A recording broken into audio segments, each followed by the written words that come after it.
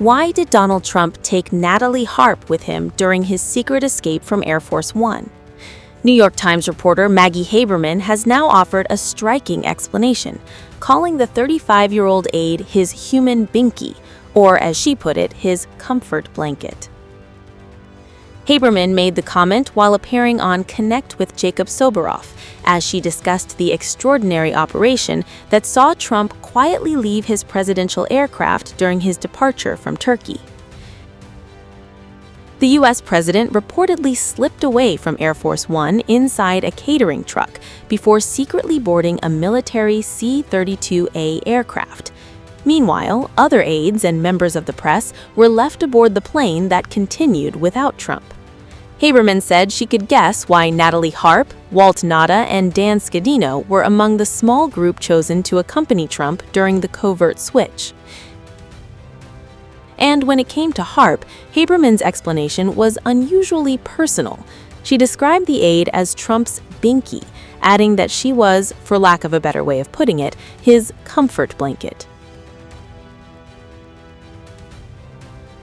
HARP has become a familiar figure around the U.S. president in recent months. The 35-year-old aide has frequently been seen accompanying Trump during official business and has even joined him on the golf course. Her proximity to Trump has also attracted increasing attention inside Washington. There has even been speculation that HARP could become a surprise contender to replace outgoing White House press secretary Caroline Leavitt. But Haberman suggested there may have been more than emotional comfort behind HARP's presence during the secret operation. She noted that HARP, along with Dan Scavino, has access to Trump's social media accounts, potentially giving them a practical role during a covert journey. Scavino, meanwhile, has one of the longest relationships with Trump inside his current political operation. Haberman said he has been close to the U.S. president for decades, dating back to his time working as a caddy at Trump's Westchester golf course. Walt Nauta was also part of the small group that accompanied Trump.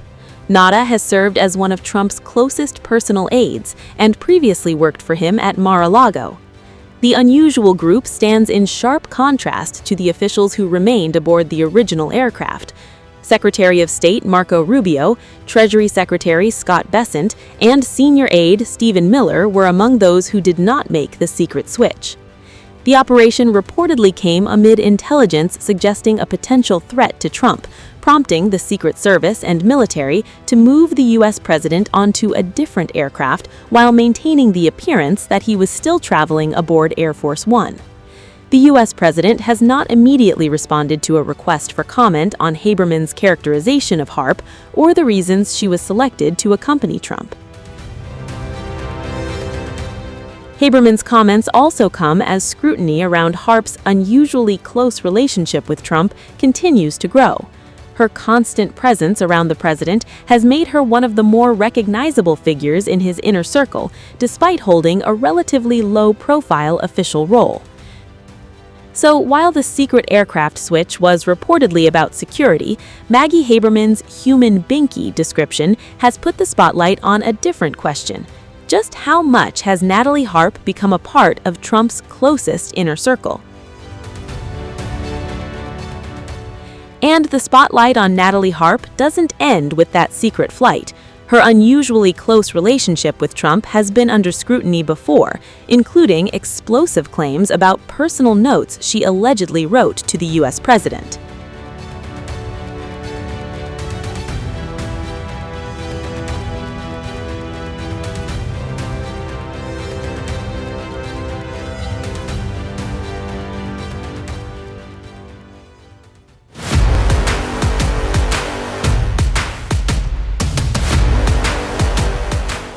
President Donald Trump's longtime aide, NATALIE HARP, is once again making headlines.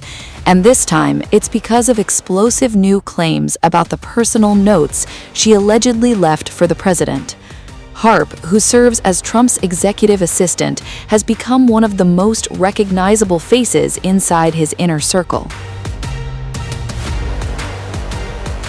Reports say she's virtually ever present, attending meetings, public events, and even accompanying the president on his golf outings. Last month, a Bombshell book by New York Times reporters Maggie Haberman and Jonathan Swan, titled Regime Change, claimed Harp regularly left handwritten notes for Trump in what the authors described as his, quote, personal spaces. According to the book, one note simply read, "You are all that matters to me." According to several reports, Harp has also earned the nickname the Human Printer because she's known for following Trump with a portable printer, constantly supplying him with printed articles, documents, and information. At the same time, her unusually close working relationship with the president has fueled relentless online speculation, with social media users giving her unverified nicknames like Diaper Nurse and Side Piece. But now, author Michael Wolff is making even more sensational claims. Speaking on the Daily Beast's Inside Trump's Head podcast with journalist Joanna Coles, Wolff claimed he had obtained what he described as love letters written by Harp to Trump. According to Wolff, the notes caused a major kerfuffle inside Trump's circle, with even the Secret Service allegedly becoming concerned. He went on to claim that aides were warned they viewed Harp as a danger to herself and to the president. When Joanna Coles asked whether the notes suggested Harp was in love with Trump, Wolff didn't hesitate. His response was simple, quote, "These are love notes, MASH notes, completely." Wolff then expanded on what he says was inside those messages. He claimed Harp would often slip personal notes into the stack of printed material she prepared for Trump, writing things like, quote, "You're the alpha and the omega, the be-all and end-all."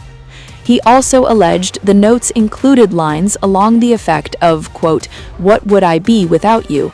before taking what he described as an even stranger turn. According to Wolff, the wording suggested Trump punishing her.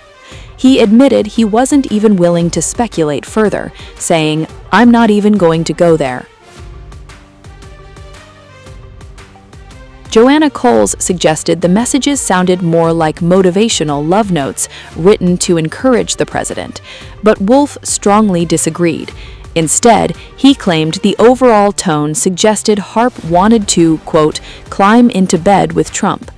Summing up his interpretation, Wolff said the notes carried a message along the lines of, "I love you, I exist because of you, I exist only in your shadow." Neither Trump nor NATALIE HARP has publicly responded to Wolff's latest allegations. These explosive claims also come just days after Michael Wolff made another headline-grabbing appearance on the very same podcast, this time discussing Vice President J.D. Vance's recent memoir, fueling fresh speculation about the vice president's future ambitions. Here's that story.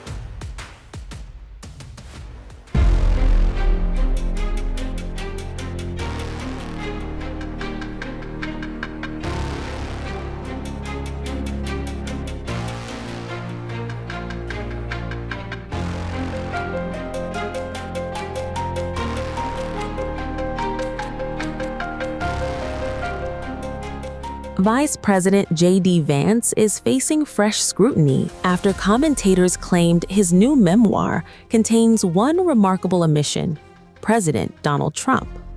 The claims surfaced during a discussion on the Daily Beast's podcast Inside Trump's Head, where author Michael Wolff and journalist Joanna Coles broke down Vance's new book, Communion: Finding My Way Back to Faith.